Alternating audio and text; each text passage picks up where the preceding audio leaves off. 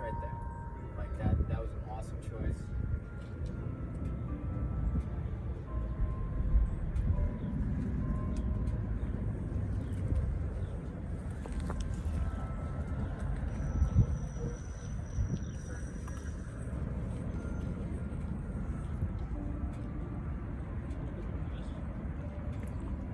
Stay.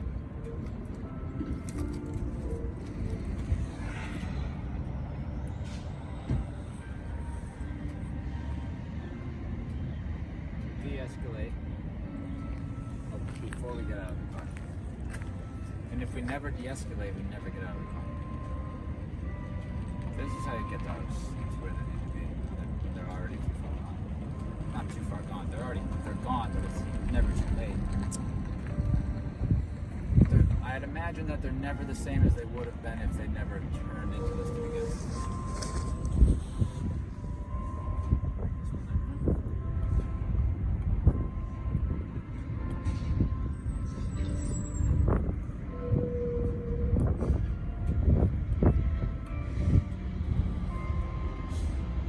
That's my boy.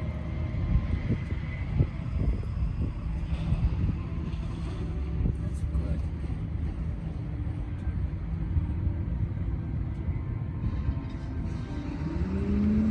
There's a dog over there. But I think there's always things to be done.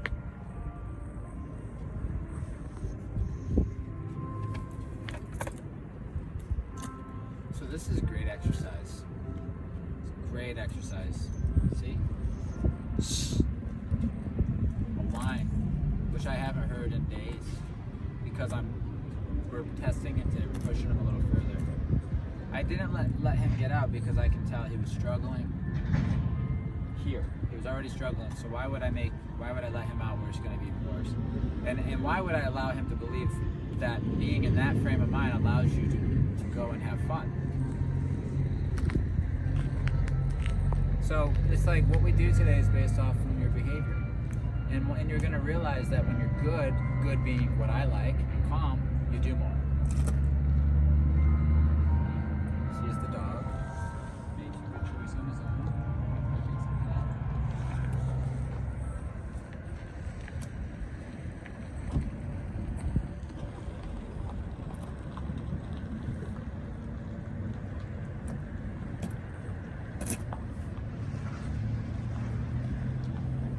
This is good. We found a nice little beginning phase to start to change the way he feels about the outside world.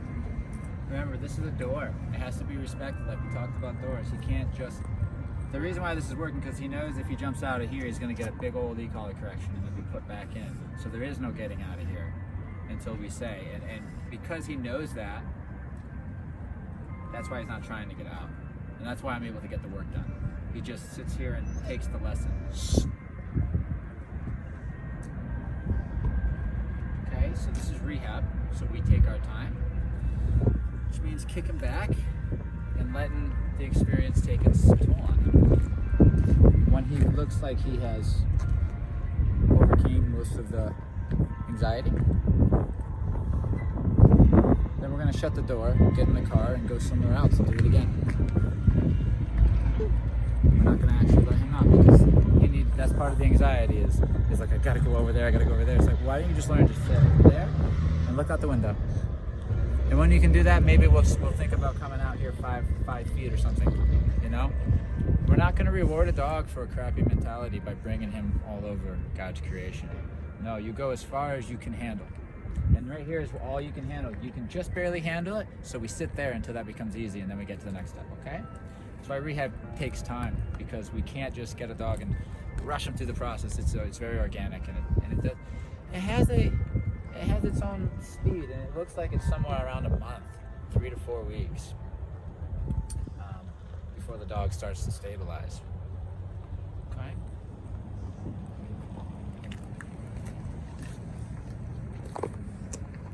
Looks good.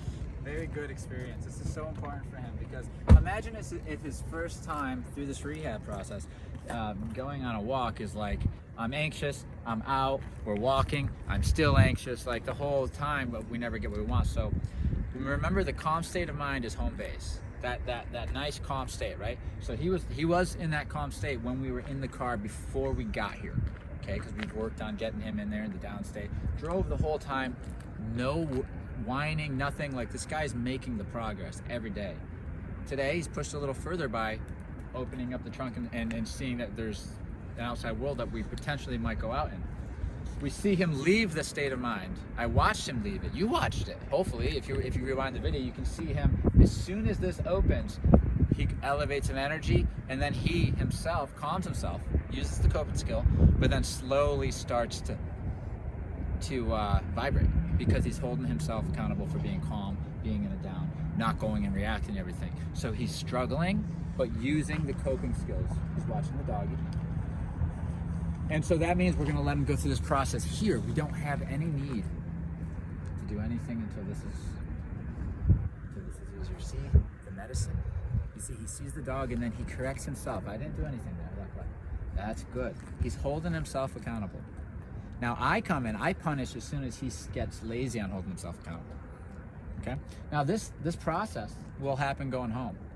But what happens is the association changes. It takes a few weeks. You're consistent, the association changes to the calm state of mind, and your dog is just calmly curious with low intensity and hopefully little to no anxiety. Hopefully no anxiety. This is the same thing we went through when we first were doing duration plays.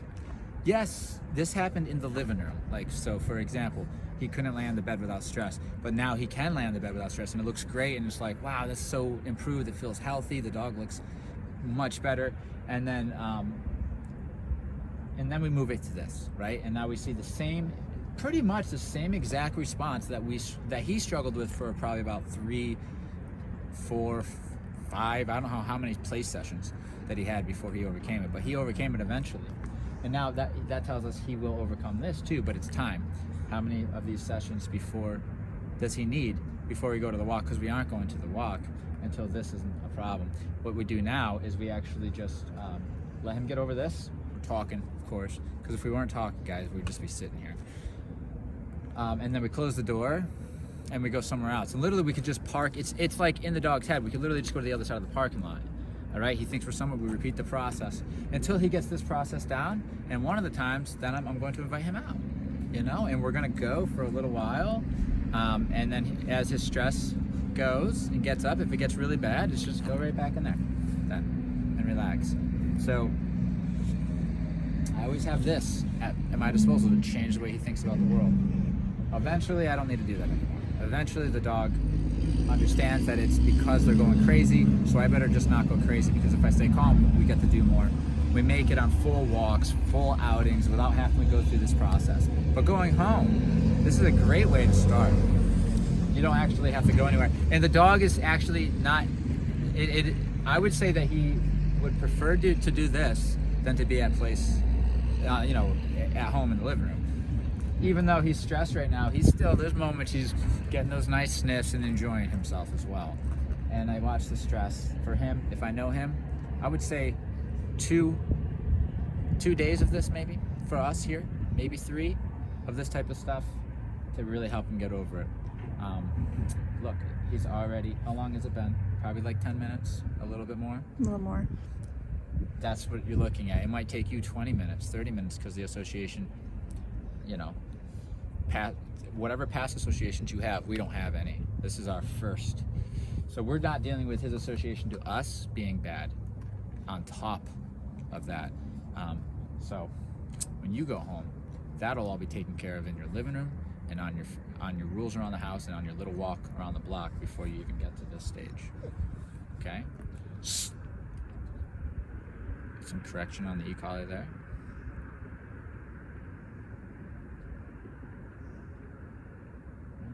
He knows these rules because he's done it a lot. I mean, it's the same thing as a downstay or place. It's the same thing. So we didn't have to re-explain it for the situation. I don't have to re-explain the rules.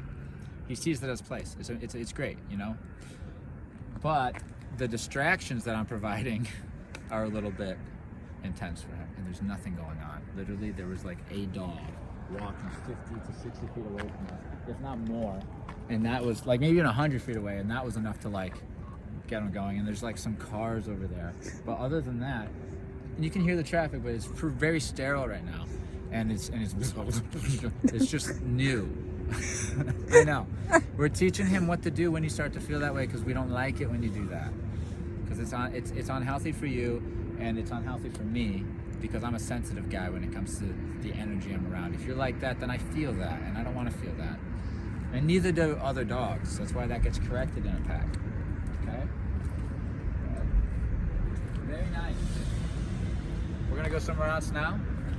Right over there. Do the same thing again. See if the timing gets less. It should get quicker and quicker for him to start to stabilize and become more calm, to the point where it's like he does it within a second, you know? Okay. Let's go somewhere else. Look, this is number 2. This is only our second time. You know? Nice. That's all on his own. That's him doing what he thinks he should be, all on his own. I didn't touch the collar, so that's why I gave him a reward. Look, a lot less intense this time. Sniffing. I like sniffing. I like that. Soft. I like that. See, we'll do this a handful of times before we actually get out somewhere. Nice. I heard a deep breath way quicker than a few minutes ago. So.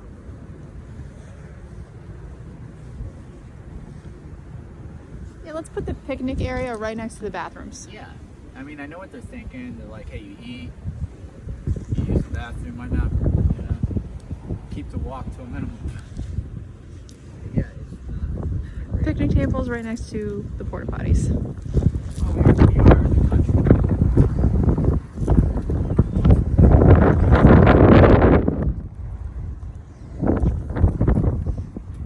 Sheets can be the final destination. Yeah, we're not actually going to get out of the car Nope. today. You know what I'm saying? Yep. But we will get there, possibly tomorrow. He looks so much healthier even when his head's up.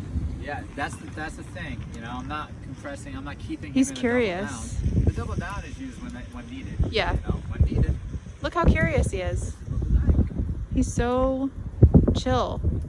Like, that's what we like. We're headed to that healthy dog. Like, you said something interesting. You're like, hey, look, he acts more like a pit bull now. When he was inside doing really well, we were just hanging out with him at lunchtime. The face expressions change. Everything gets more healthy. It's just something you can feel. The dog feels more comfortable in their own skin. Okay? Now let's see what he does here.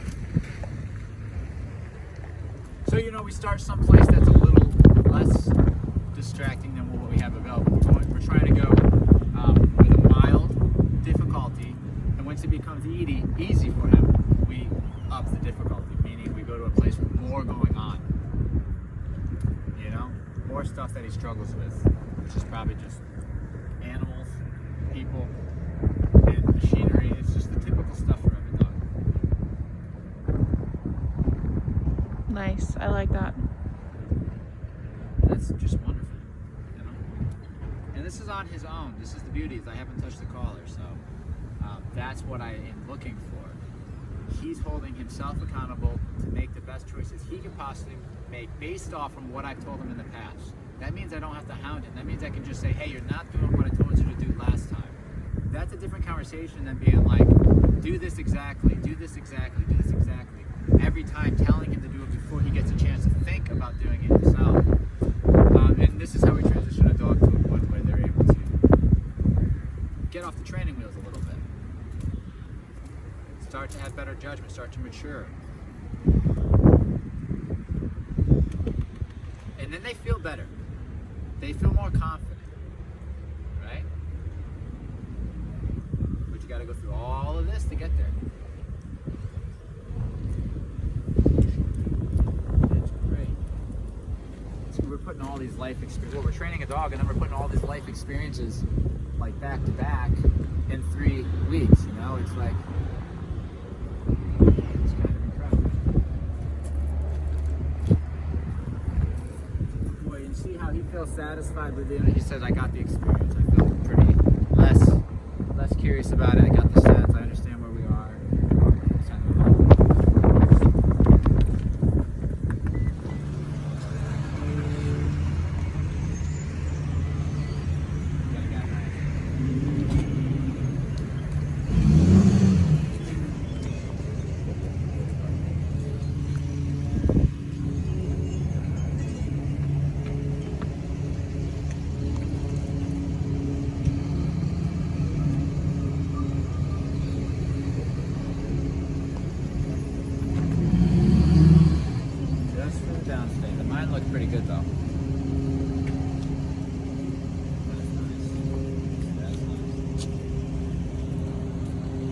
trains the brain to be calm about things because, let's say this, his association is excited and anxious, okay? But the rule is to be calm and submissive. So he goes calm, submissive, trigger to whatever it is, excited, and then holds himself accountable back to the calm state of mind. So what happens is he starts to train his mind to, this means calmness, not excitement. This means calmness, not anxiety. So that's why using this technique rehabs the dog. I hope you guys can hear me. It's noisy. It's not simply just bringing a dog and just doing exposure therapy where it's just there's no training and they just sit there and watch. I feel like that takes years and then oftentimes doesn't even, just from what I've seen, doesn't seem to do it as good as doing prior training first, teaching the communication of when I'm asking you to go to this state of mind, what the state of mind looks like, what the rules are, and then slowly getting you to the point where you're to the outside world and you're being exposed to the things that make you nervous, anxious, excited, fearful, whatever it is. And I'm telling you to feel that emotion, stop what you're doing, go back to calm. Don't react. And over and over again. And now that he knows, this is the cool thing though, he knows that he's supposed to like be calm and keep his composure. So when he starts to leave that state of mind, he's bringing himself back. So I have nothing to do here. I'm just watching him go through the process. The only thing I'm doing is holding him accountable for continuing to hold himself accountable. You see what I'm saying? So it does not as much work for me when it comes to week, towards week 2. They're self-regulating. And if they're not self-regulating, then, I need to do a better job. Okay? So it's not like I'm correcting every time he's here, he's doing well, right? And then he sees a dog and he puts his head up. I'm not like slam. I see, what do you do now that you feel the emotion? Okay, so you feel the emotion, but you watch him, he goes, oh yeah, and he corrects himself. And I tell him, that was a good boy. For now, that was fantastic. Because look, you're still obviously struggling on an emotional level, right? Like you are going through it, but you're still trying and you're getting the answer right. Just do your thing. I'll be over here. And he's doing his thing. Okay? This is ideal. We're at a much busier place now. People are coming and going. We've had a couple people just walk by. It's wonderful. And so we go until this is not a problem. And it's a numbers game. It's really like how much and how long do we do these experiences until we open this and there is no issue, no matter where we are. It can happen. It's just how dedicated, how much resources are humans willing to put into that dog. That's all it ever is,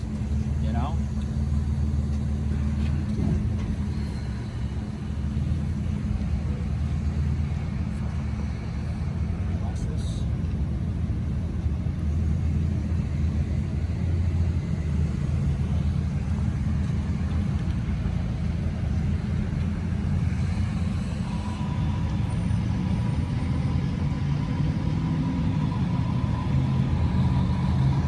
I'm walking around because sometimes I don't want to be present. I want to see what he does without me standing right there.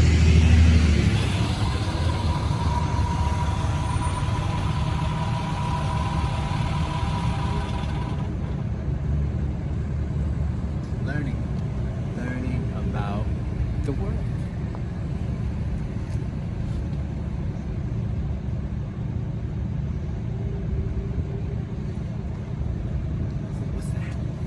What's that noise, right? But what's that? But because he's being monitored while he's experiencing it, he's not allowing himself to elevate, so his association is still going to be appropriate as far as energy. And he actually gets a chance to actually pay attention in class and watch rather than just jumping around, like a goofball, not learning anything. He is now learning. Here's a sound. Ooh, what was that? That was weird. Listens, realizes what it was, or watches the car go by, whatever. This is the type of stuff where you take a dog's spook reflex from being really jumpy and you really, really raise their tolerance so that they're not so spooky all the time. They're not so spooky. And this guy spooked over it's normal as the dog develops to go through this, but we'll walk outside and there'll be something new in the environment. And it's and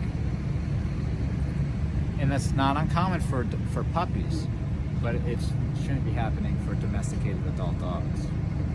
It's like street dog mentality, inexperienced. So this is really like domesticating a dog further. Okay?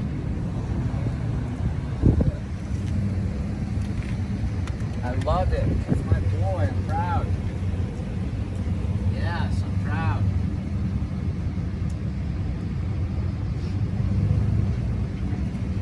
He's the big shift in him is that he cares about doing the right thing now. He actually wants to do the right thing, and that's what we always want to create. Because as soon as we get a dog who's just trying, then it's easy.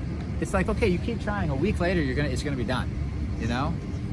But if you stop trying and you start being, refusing to listen, that's where punishment comes in. We're not punishing you unless you start being a brat. You don't listen. You start doing things you're not supposed to. And the dog realizes that, and then therefore they're not even worried because they realize they're in control of whether or not they get a correction.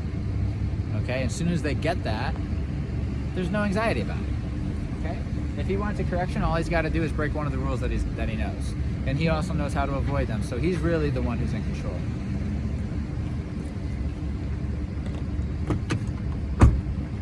That's all right. I didn't do anything. See, he made his own mistake, but he solved the problem on his own.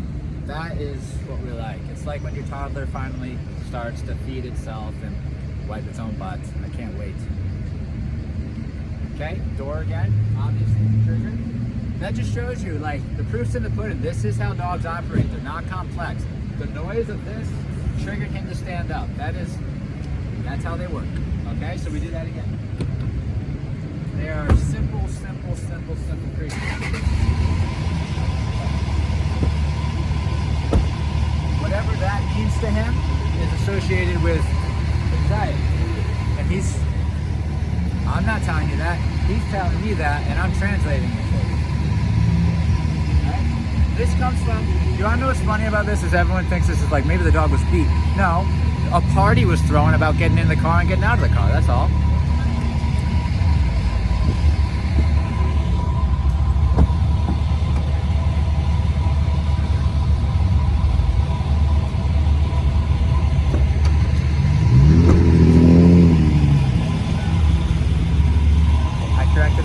Because it's like, okay, you made the mistake 3 times. Now I'm just going to punish you for standing up. And that's what I mean. Like, if I didn't intervene, it would just take forever, and the message wouldn't even be clear.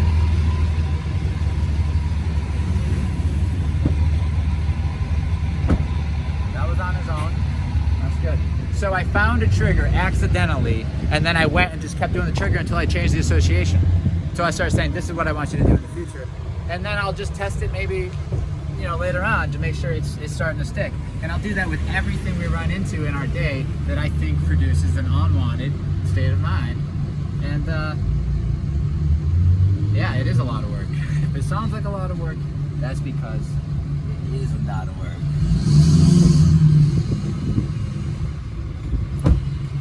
So that's associated with going out, right? Isn't that funny how a dog's brain works? It's like that door doesn't even open up anywhere that he can even find it useful. He can't go out that door or anything, but it's a sound that means, because he doesn't understand the world, right? He just hears that sound and it's like that just triggers him into the fun walk or the fun whatever. And so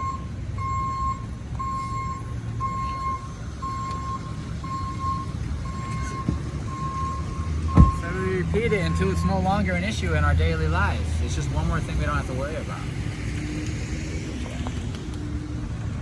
The cool thing is, the better he gets at coping with triggers, the better he gets at learning how to cope with new ones, or learning how to quickly get over these issues.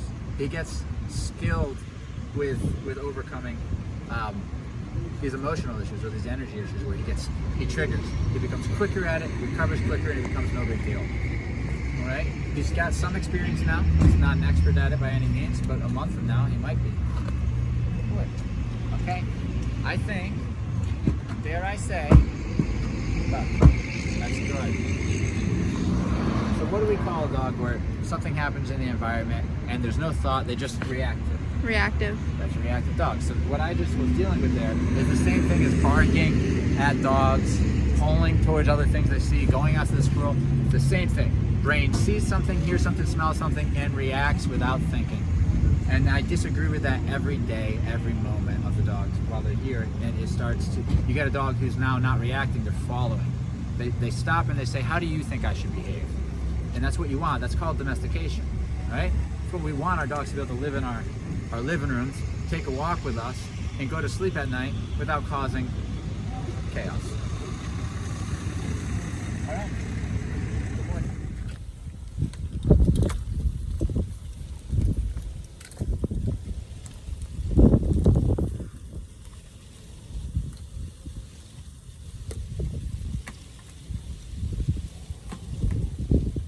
So it doesn't even expect to get out. You see? 3 reps in a row. Now we're back to our place, but we're parked on the road, so he doesn't think we're home. He thinks we're at another place. And it's his best rep so far, because he's just like, oh yeah, we're not getting out. We're just chilling and then leaving. So you can see, the proof is in the pudding. The anxiety comes from the anticipation of whatever he associates getting out of the car with. The workaround from this is to, when we do get out of the car, he needs to understand that when I say break, that means you can enter this excited state to a degree and go check out the environment. But we're going to quickly be done with that, and as soon as we're done with that, that state of mind changes back to calm, even when we're walking, especially when we're walking in a command. Okay? So he learns that crazy state of mind, instead of living there always and being calm only a fraction of the day when you're sleeping, you're going to be calm always and be crazy a fraction of the day when we decide to let you have an activity that gets the energy out. And that's really how dogs are supposed to be living with us in our houses and apartments. Now, if we lived on a farm, you know, with 300 acres, sure, it's different, but that's not what our clients do. Our clients are in apartments, they're in cities, they're in houses, and they've got predators in their living rooms. So they need to understand you can't do certain things until there's one time during the day, or maybe 2 times, depending on the dog's lifestyle, where you get to go get that dog stuff done on a hike or whatever, and then no more of it, and then back to being domesticated. Okay.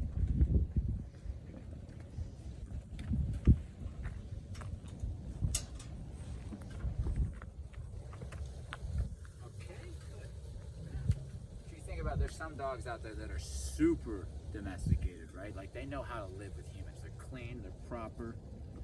Think of like a what is this breed that the doodles are mixed with? Golden Retriever? No.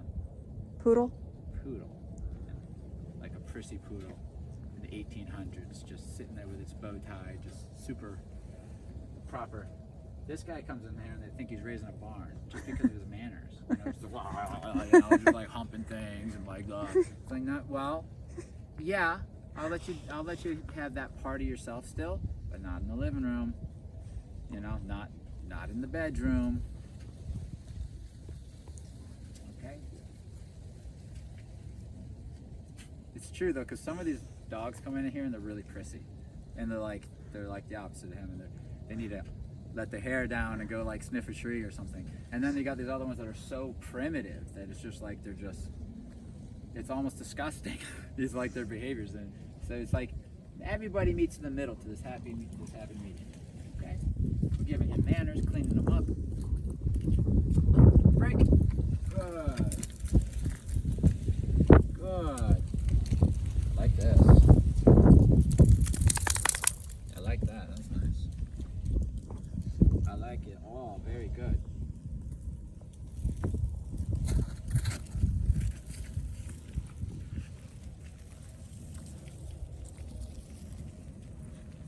He's assuming that he should be walking by my side. He's right.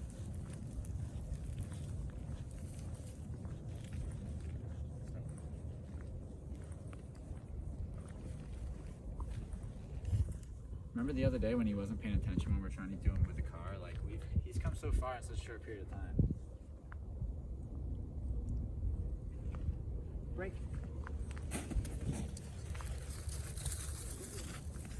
So now he can go, like now you can go and run around. And if like when training's done, he doesn't need, as long as it's safe, he doesn't need the long line. He can romp around. But as soon as he hears that beep on the collar, you better haul back to me, right? This is just how it goes.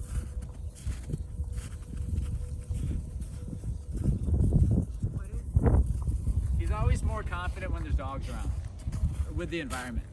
When there's other dogs around, like Riggy out or something. When he's solo, he seems to not really know what to do. There he goes.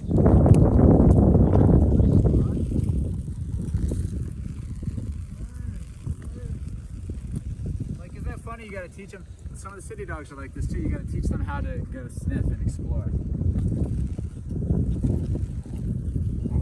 Come to me, silly. To me. Boy. Break.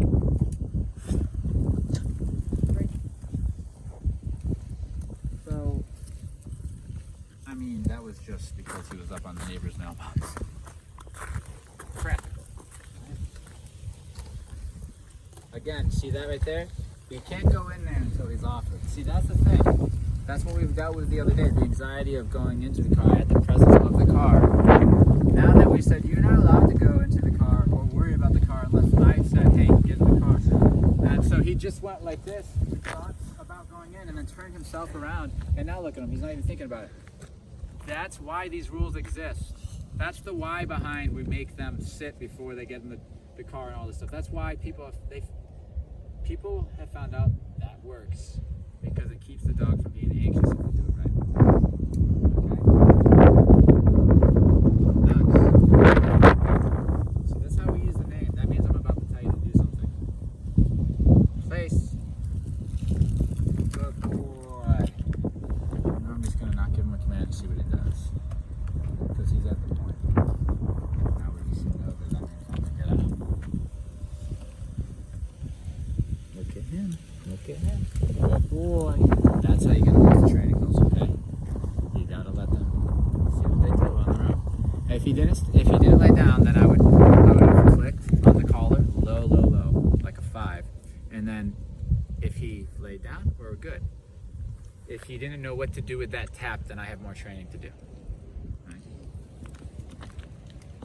Because it was silent. I didn't say anything. It was all contextual. While I'm placed in the car and you feel that while you're standing up, what do you think you should do? Lay down? Yes, correct. Answer's right. Good job, buddy. Knox. Break.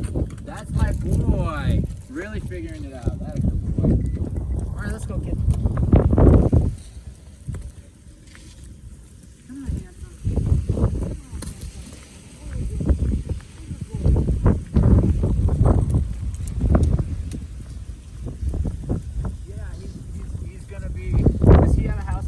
Yeah, he's coming to the board and train. Oh, really? I think in May, I think. It's going to be great. Knox is a great dog. He reminds me of Riggins a lot. Just with the temperament. I know he looks like Riggins, but the temperament is very much Riggins.